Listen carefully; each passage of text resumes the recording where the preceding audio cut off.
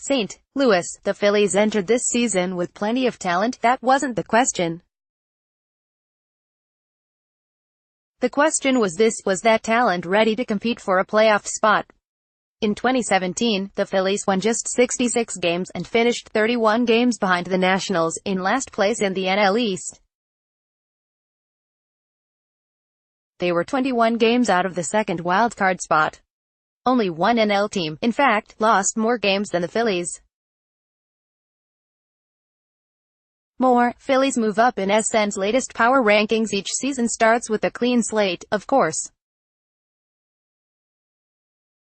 The hill this franchise had to climb to reach the playoffs didn't start with Philadelphia 31 games behind the Nationals or 21 games out of the wild-card chase. Most expected the Phillies to be better, to some extent. They made a couple of significant veteran additions, signing Jake Herrera to lead the rotation and bringing in Carlos Santana to provide middle-of-the-lineup stability. Those two alone, though, wouldn't have been nearly enough to turn a 66-win team into a playoff contender. Not even the rosiest of rose-colored glasses saw that happening. To become a legitimate playoff contender, the Phillies needed the talented but raw, inconsistent, learning youngsters who were on the roster during that 66-win season to take a giant step forward. If you've watched the Phillies at all, well, after the opening series in Atlanta, you know that's happened. After an impressive 6-2 win over the Cardinals in the shadow of the Gateway Arch on Thursday, they're 25-16, just a half game behind the Braves in the NL East. In all of baseball, only the Yankees, Red Sox, Astros and Braves have better records than the Phillies. Two of the Phillies' young veterans, starter Aaron Nola, 24 years old, and center fielder Odubel Herrera, 26 years old, have led the charge. Nola has a 1.99 ERA and 0.989 WHIP through his first 9 starts of the season.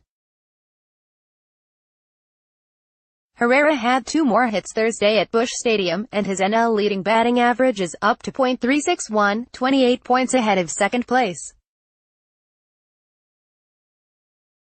Reds may already be looking to trade Matt Harvey before the game. I asked Phillies manager Gabe Kapler about what those two have meant to the Phillies' early success. You have 2 guys who are good baseball players who are also having really good seasons so far, and I think the really good teams have that kind of thing happen, Kapler said, standing in the visitors' dugout at Busch Stadium. The teams that struggle, or the teams that are expected to make the playoffs and don't make the playoffs, are usually the teams that those guys, their core guys, maybe have a subpar year, or you see injuries. The teams that are not in this position, somebody's underperforming, somebody's getting hurt. In our case, our guys are performing and they're staying healthy. The Phillies made Nola the No. 7 overall pick in the 2014 MLB draft out of LSU, and the right-hander reached the majors a year later, crafting a 3.59 ERA in 13 starts.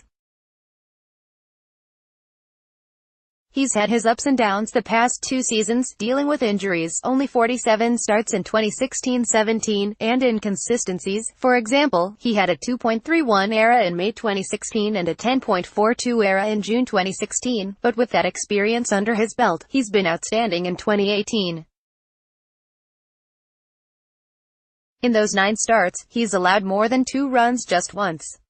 After walking 8 batters in his first 3 starts, he's walked just 5 in his past 6.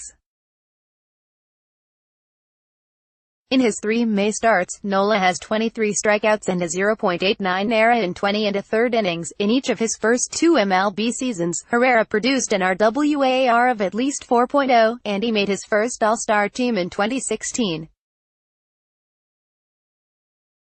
It's not that he was bad in 2017, but he certainly didn't take any steps forward in his development. His on-base percentage fell from .361 to .325. His RWAR dropped from 4.2 to 2.3. His strikeout percentage raised a few ticks. This year, he's taken giant steps forward. He deserves a lot of credit for his all-around game right now, Kepler said after Thursday's game. More, Cubs reportedly serious about getting Manny Machado. Herrera's RWAR, a cumulative all-encompassing stat, is already at 2.1, nearly equaling his 2017 number. His on-base percentage is .431.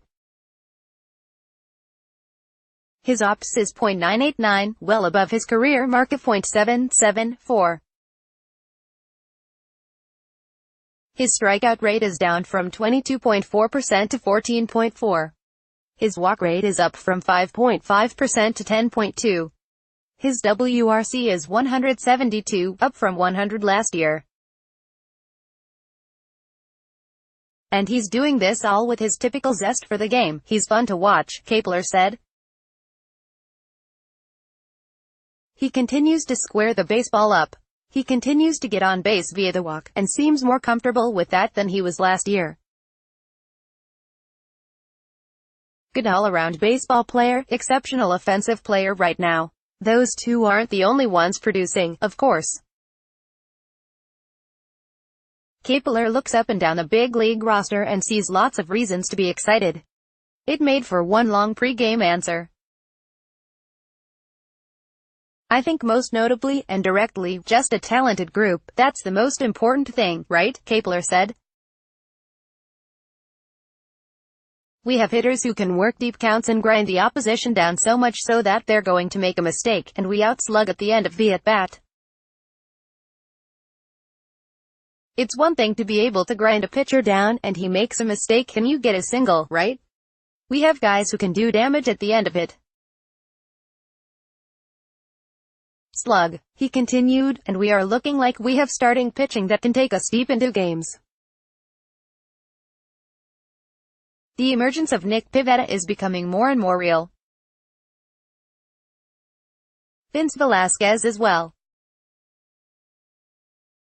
So now you've got two guys at the top of your rotation, Nola and Herrera, who can match up with just about anybody in baseball, two guys behind them who are developing and flourishing, and then a guy in Zach Eflin who's been really good in 2 starts. A lot to dream on there, still more, and then a mix and match bullpen that you can use in a variety of ways to get big outs. Those are pretty encouraging signals, independent of the record. And with the record, the Phillies are for real, folks.